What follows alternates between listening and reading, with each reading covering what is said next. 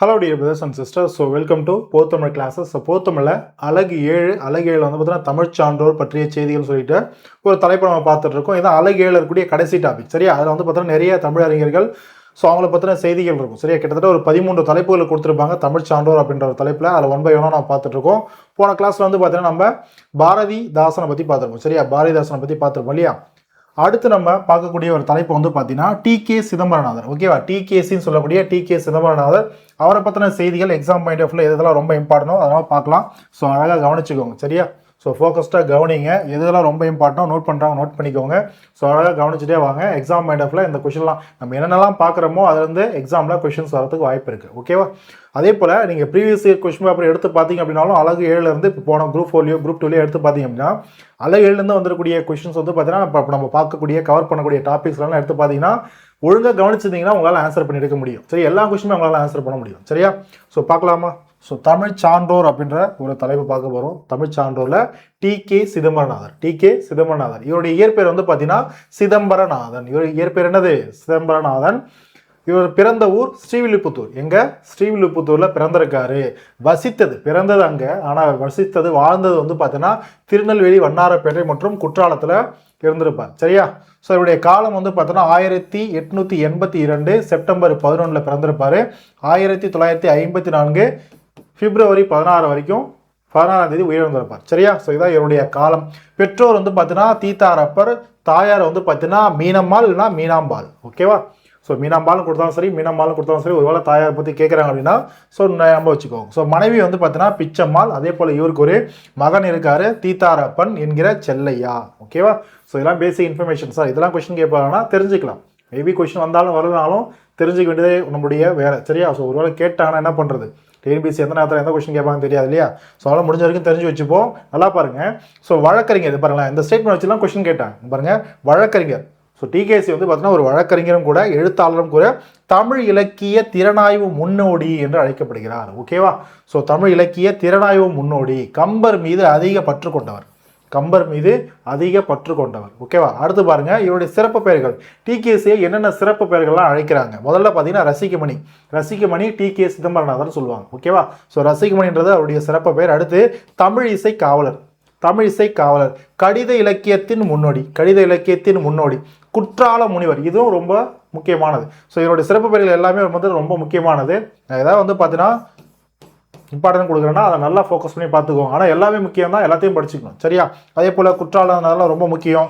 தமிழ் இசை காவலர், கடித இலக்கியத்தின் முன்னோடி, வட்டத்தொட்டி நாயகர். இதுவும் ரொம்ப இம்பார்ட்டன்ட். வட்டத்தொட்டி நாயகர், ஏன்னா வட்டத்தொட்டின்ற அமைப்பு நிறுவியிருப்பார். அடுத்து பாருங்க வளர்த்தமிழ் ஆர்வலர். வளர்த்தமிழ் ஆர்வலர். இதெல்லாம் இவருடைய சிறப்பு பெயர்கள். யாருடையது? டி.கே.சி அவர்களுடையது. ஓகேவா? அடுத்து பாருங்க இவருடைய ஆரம்ப கல்வி வந்து பார்த்தீங்கன்னா தென்காசியில் இவருடைய ஆரம்ப கல்வின்றதை கற்றிருப்பாரு. உயர்கல்வின்றது திருச்சியில் படிச்சிருப்பாரு. எங்க? திருச்சியில் உயர்கல்வி. அடுத்து பட்டப்படிப்பு சென்னை கிறிஸ்தவ கல்லூரியில் பட்டப்படிப்பு. வட்ட தொட்டி ரொம்ப இம்பார்ட்டன்ட். ஸோ ஓகேவா? வட்ட தொட்டின்ற இலக்கிய அமைப்பை நிறுவியவர். வட்ட தொட்டின்னு சொல்லக்கூடிய இலக்கிய அமைப்பை நிறுவியவர். இந்த அமைப்பில் யாரெல்லாம் உறுப்பினராக இருந்தாங்க? ஓகேவா? டி.கே.சி ஓகே உறுப்பினர் மற்றும் அது நிறுவனர் நமக்கு தெரியும். அவரை தவிர யாரெல்லாம் மற்ற முக்கியமான உறுப்பினர்கள் பார்க்கும்போது இதில் நிறைய உறுப்பினர்கள் இருப்பாங்க. இதில் முக்கியமாக ராபி சேது, அதான் ராபி சேதுன்னு சொல்லக்கூடிய ராபி சேது போய் ஞாபகம் வச்சுக்கோங்க. ராஜகோபாலாச்சாரி, அதான் ராஜாஜி, கல்கி. ஓகேவா? இவங்களாம் ரொம்ப முக்கியமானவங்க. நீதிபதி மகாராஜன். ஓகேவா? அடுத்து வையாபுரி பிள்ளை, சோமசுந்தர பாரதியார். இது இம்பார்ட்டன்ட். ஓகேவா? ஸோ பாருங்க இதெல்லாம் ரொம்ப இம்பார்ட்டன்ட். அடுத்து பாருங்க மீ.பொ. சோமு. அடுத்து சண்முக சுந்தரம். அடுத்து தோமு பாஸ்கர தொண்டைமான். இவரும் இம்பார்ட்டன்ட். டி.டி. திருமலை, ஸ்ரீனிவாச ராகவன். அடுத்து வந்து பார்த்தீங்கன்னா வேப்பா சுப்பிரமணியன், நீலாவதி சுப்பிரமணியன். இவங்க எல்லாமே வந்து பார்த்தீங்கன்னா வட்டத்தொட்டின்னு சொல்லக்கூடிய இலக்கிய அமைப்புடைய முக்கியமான உறுப்பினர்கள். ஓகேவா? ஸோ இதெல்லாம் பார்த்துக்கோங்க, ரொம்ப இம்பார்ட்டன்ட். ஓகே. அடுத்து பாருங்க சென்னை மாகாண சட்டமன்ற மேலவை உறுப்பினராக இருந்திருக்காரு. ஓகேவா? எப்போ? 1926 சட்டமன்ற மேலவை உறுப்பினராக சென்னை மாகாணத்துடைய மேலவை உறுப்பினராக தேர்ந்தெடுக்கப்பட்டிருப்பார். சரியா? அது மட்டும் இல்லாமல் இவர் நீதி கட்சியில் இருந்திருப்பார். சரியா? எப்போ? அந்த ஒரு காலகட்டத்தில் நீதி கட்சியில் இருந்திருப்பார். ஓகேவா?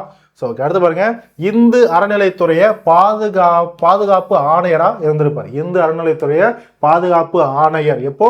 1930 35. ஓகேவா? 30-35 இந்த இடைப்பட்ட காலத்தில் இந்த 5 ஆண்டுகள் இந்து அறநிலையத்துறைய பாதுகாப்பு ஆணையராக இருந்திருப்பாரு. அடுத்து பாருங்க, முக்கியமானது, அடுத்து தமிழ்நாட்டின் அரசு முத்திரை. தமிழ்நாட்டுடைய நம்மளுடைய தமிழ்நாடு கவர்மெண்ட்டுடைய லோகோ இருக்கு இல்லையா, இப்போ டிஎன்பிசி லோகோலாம் இருக்குது. அதில் வந்து பார்த்தீங்கன்னா டிஎன்பிசி தேர்வாணையம்ன்றது இருக்கும். ஓகேவா, தமிழ்நாடு அரசு பணியாளர் தேர்வாணையம் இருக்கும். இது இல்லாமல் தமிழ்நாடு அரசுன்னு போட்டு நம்மளுடைய கவர்மெண்ட் அஃபிஷியல் லோகோ இருக்கு இல்லையா, அந்த லோகோவில் பாருங்க சின்னமான ஸ்ரீவில்லிபுத்தூர் ஆண்டாள் கோயில் கோபுரம் இருக்கு இல்லையா, அந்த கோபுரத்தை பரிந்துரை செய்தவர். சரியா, நம்மளுடைய லோகோவில் அந்த கோபுரம் வரணும்னு சொல்லிட்டு பரிந்துரை செய்தவர் டிகேசி அவர்கள். அடுத்து பாருங்க, இவர் இயற்றிய முக்கியமான படைப்புகள், இவருடைய நூல்கள்னு பார்க்கும்போது இதய ஒளி, கம்பர் யார், கம்பர் மீது அதிகமான பற்று கொண்டவர்னு பார்த்தோம், அதனால கம்பர் யார், அற்புத ரசம், கம்பர் தரும் காட்சிகள். பாருங்க, கம்பர் தரும் காட்சிகள்.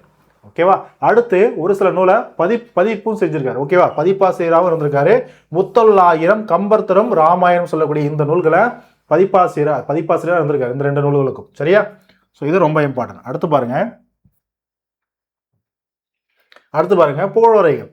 பாருங்க, ரசிகமணி டிகேசியின் கடிதங்கள் அப்படின்னு சொல்லக்கூடிய ஒரு தொகுப்பு நூலை வெளியிட்டிருக்காரு. அதனுடைய ஆசிரியர் வட்டத்தொட்டி அமைப்பில் இருந்த தோமு பாஸ்கர தொண்டைமான் அதனுடைய ஆசிரியர், தொகுப்பு நூல் ஆசிரியராக இருந்திருக்காரு. ஓகேவா, அடுத்து பாருங்க புகழுரைன்னு பார்க்கும்போது டிகேசி ஒரு அன்னப்பறவை அப்படின்னு சொல்லிட்டு கி ராஜநாராயணன் சொல்லியிருக்காரு.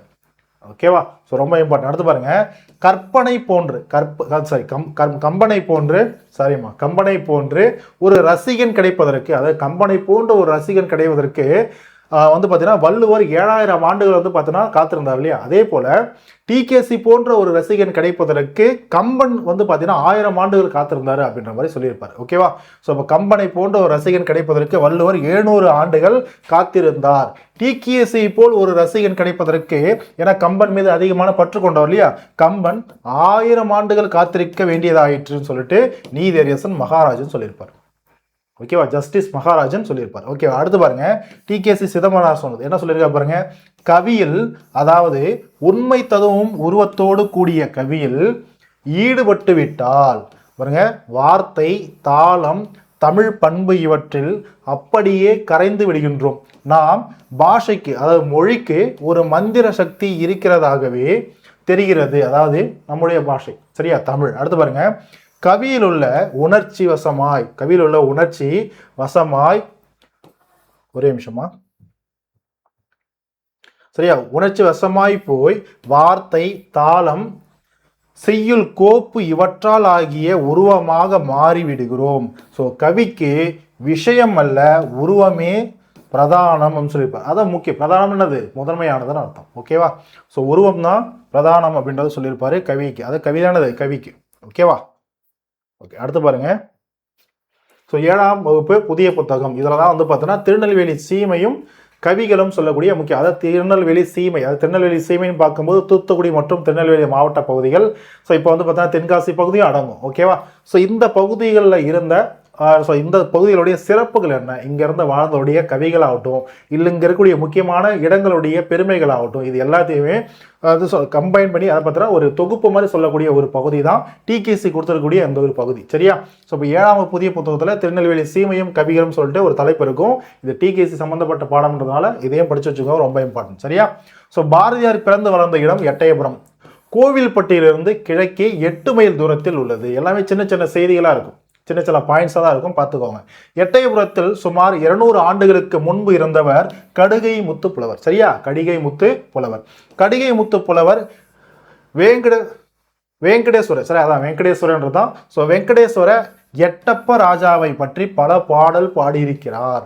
அடுத்து தேசிக விநாயகனார், கவிமணி தேசிக விநாயகனார் இருக்கு இல்லையா, ஸோ தான் கவிமணி தேசிக விநாயகனார் கன்னியாகுமரி பக்கம், அதாவது நாஞ்சில் நாட்டில் பிறந்தவர். வளர்ந்தவராய் இருந்தாலும் தமிழை அழுத்தமாக ஆர்வத்தோடு கற்ற இடம் திருநெல்வேலியில கல்வி கற்றாரு. ஆர்வத்தோடு தமிழை திருநெல்வேலி தான் அதிகமாக அவர் படிச்சாரு அப்படின்னு சொல்லியிருப்பாங்க. அடுத்து பாருங்க, மணியாட்சியிலிருந்து 7-8 மைல் தூரத்தில் தாமிரபரணி நதியின் சிற்றாரும் தாமிரபரணி நதியும் அதனுடைய சிற்றாரும் கலக்கிற இடம்தான் சீவலப்பேரி. ஓகேவா, சீவலப்பேரின்ற இடம், சீவலப்பேரி என்கிற முக்கு உடல். ஓகேவா, இதுல பாருங்க, முக்குடல் பல்லு என்னும் பிரபந்தம் முக்குடலை பற்றியது பாருங்க. ஆற்று வெள்ளம் நாளை வர தோற்றுதே குறி, மலையாள மின்னல் ஈழ மின்னல் சூழ மின்னுதே, அதாவது பார்த்தீங்கன்னா மழையினுடைய வருகையை பத்தி பாடக்கூடிய ஒரு பாடல். சரியா,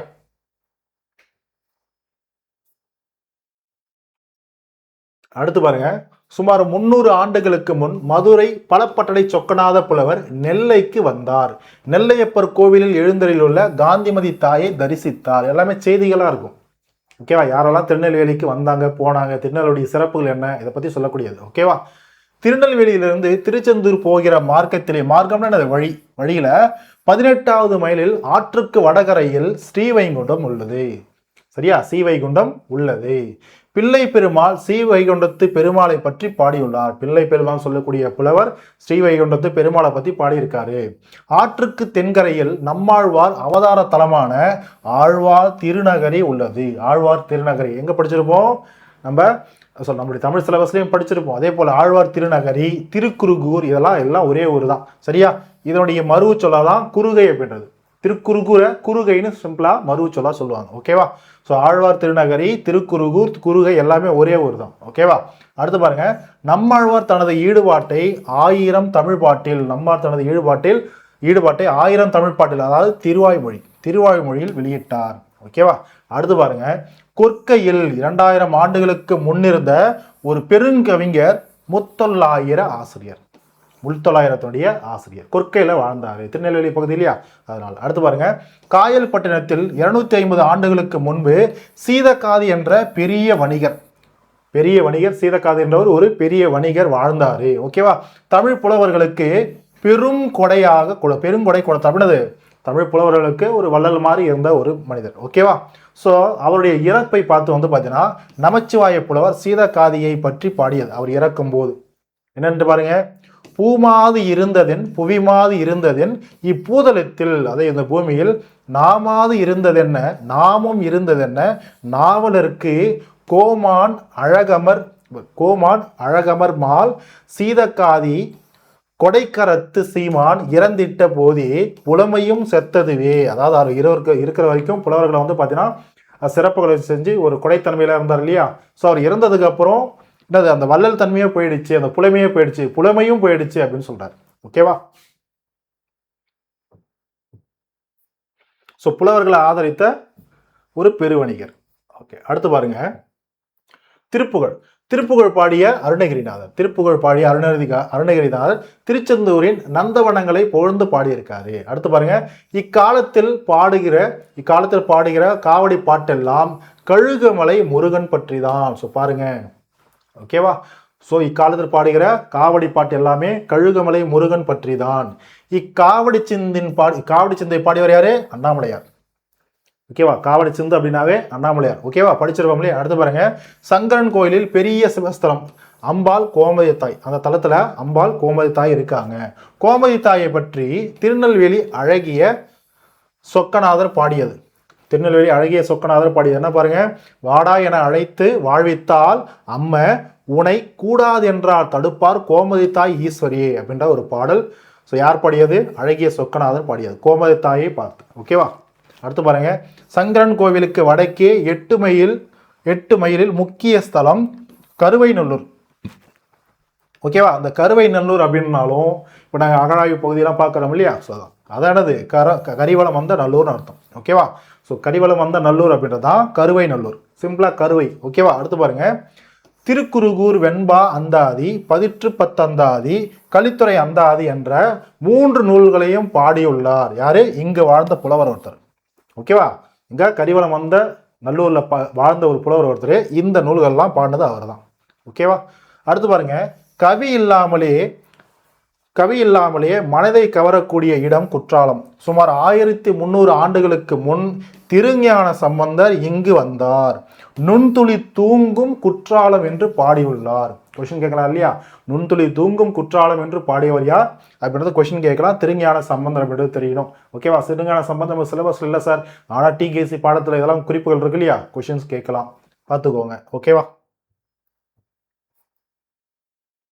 ஓகே, அடுத்து பாருங்க, குற்றாலத்தை பத்தி மாணிக்க வாசகரும் பாடியிருக்காரு. ஓகே, அங்க பாருங்க, உற்றாரை யான் வேண்டேன் ஊர் வேண்டேன் பேர் வேண்டேன் கற்றாரை யான் வேண்டேன் கற்பனவும் இனி அமையும் குற்றாலத்துறைக்கின்ற கூத்தா உன் குறைகற்கே கற்றாவின் மனம் போல கசிந்துருக வேண்டுவனி அப்படின்றதான் இந்த ஒரு பாடல். ஓகேவா? இது மாணிக்க வாசகர் அப்படிது.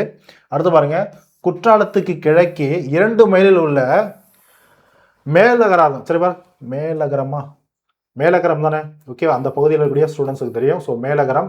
ஸோ மேலகரத்தில் வாழ்ந்த திரிகூட ராசப்ப கவிராயர் பாடிய நூல் குற்றால குறவஞ்சி. இது நம்மளுக்கு தெரியும். திரிகூட ராசப்ப கவிஞர் அப்படின்னாவே, கவிராயர் அப்படின்னாவே குற்றால குறவஞ்சியினுடைய ஆசிரியர் தெரியும். ஓகேவா. ஸோ இந்த திரிகூட ராசப்ப கவிராயர் பாடிய குற்றால குறவஞ்சி பாடல் ஒன்று இங்கே கொடுக்கப்பட்டுள்ளது. கையிலை எனும் வடமலைக்கு தெற்கு மலை அம்மே, சரியா, கனக மகா மேருவென நிற்குமலை அம்மே, சரியா, துயிலும் அவர் விழிப்பாகி அகிலம் எங்கும் தேடும் துங்கர் திரிகூட மலை எங்கள் மலை அம்மே. ஓகேவா, அந்த மலையுடைய சிறப்பு பாடியிருப்பார். ஓகேவா. ஓகே, அடுத்து பாருங்க, திருநெல்வேலி சீமை அப்படின்றது வந்து பொதுவாக திருநெல்வேலி ப்ளஸ் தூத்துக்குடி மாவட்டங்கள் இரண்டும் இணைந்த ஒரு பகுதியை தான் திருநெல்வேலி சீமைன்னு சொல்லுவோம். ப்ளஸ் இப்போ கொஸ்டினில் கேட்குறாங்கன்னா தென்காசியில் அடங்குமான தென்காசி அடங்கும். சரியா. ஸோ இதை பார்த்துக்கோங்க. அடுத்து இந்த கட்டுரை, இது வரைக்கும் நம்ம பாட்டுற இந்த செய்திகள்லாம் இருக்கு இல்லையா, இந்த கட்டுரை வந்து இதய ஒளி அப்படின்னு சொல்லக்கூடிய டிகேசியுடைய இதய ஒளி அப்படின்ற நூல்ல இருந்து கொடுக்கப்பட்டுள்ளது. ஓகேவா. இப்போ நம்ம பார்த்த எந்த ஒரு இன்ஃபர்மேஷனையும் கொடுத்து இந்த செய்திகள் எந்த கட்டுரையில கொடுக்கப்பட்டுள்ளது அப்படின்னா நம்மளுக்கு தெரியணும், இதய ஒளின்ட்டு. ஓகேவா. ஏன் கேட்குறாங்க, ஏன்னா டிகேசியுடைய இதய ஒளி நூல்ல இருந்து கேட்கப்பட்ட பகுதின்னு அர்த்தம். ஓகேவா. So fine. அடுத்து இதய ஒளி என்ற கட்டுரை, இந்த நூல்ன்றது யாருடைய ஏற்றியது, டிகேசி ஏற்றியது, அதையும் தெரிஞ்சுக்கும். ஓகே, கடைசியா பாருங்க, 11ஆம் வகுப்பு புதிய புத்தகத்தில் ஒரு சிறு செய்தி இருக்கு. என்ன பாருங்க, தமிழில் எல்லாம் உண்டு, தமிழின் கவிச்சுவைக்கு ஈடும் இல்லை இணையும் இல்லை. ஓகேவா. இதை அப்படியே கொடுத்து இது யார் சொன்னதுன்னு கேட்கலாம். அடுத்து பாருங்க, தமிழால் அறிவியல் மட்டுமன்று அனைத்து இயல்களையும் கற்க முடியும் சொன்னது டிகேசி. இதெல்லாம் சொன்னது யார், டிகேசி. இதில் ஏதாவது ஒன்று மட்டுமே கொடுத்து கொஸ்டின் கேட்கலாம், இல்லை மொத்தமும் கொடுத்து கொஸ்டின் கேட்கலாம், இல்லை ஏதாவது ஒரு வரி மட்டும் கொடுத்து கொஸ்டின் கேட்கலாம். யார் சொன்னதுன்னு கொஸ்டின் கேட்கலாம். ஓகேவா, டிகேசி. அடுத்து பாருங்க, வட்டத்தொட்டி என்ற அமைப்பை நடத்தினார் இல்லையா. ஸோ இந்த வட்டத்தொட்டி என்ற அமைப்பு ஞாயிறு தோறும் மாலை 5 மணிக்கு இந்த வட்டத்தொட்டி கூட்டம் கூடி அதை பற்றி விவாதிப்பாங்க. சரியா. ஸோ இப்படி தான் அந்த ஒரு அமைப்புன்றது நடைபெற்று இருக்கும். ஓகேம்மா. ஓகேவா. ஸோ இது வரைக்கும் வந்து பார்த்தீங்கன்னா நம்ம டிகே சிதம்பரனார் பற்றின ஒரு என்ன சொல்கிறது பேசிக்கான ஒரு அடிப்படை செய்திகள் நம்ம பார்த்தோம். அவரை பற்றின ஒரு பேசிக் இன்ஃபர்மேஷன் பார்த்தோம்.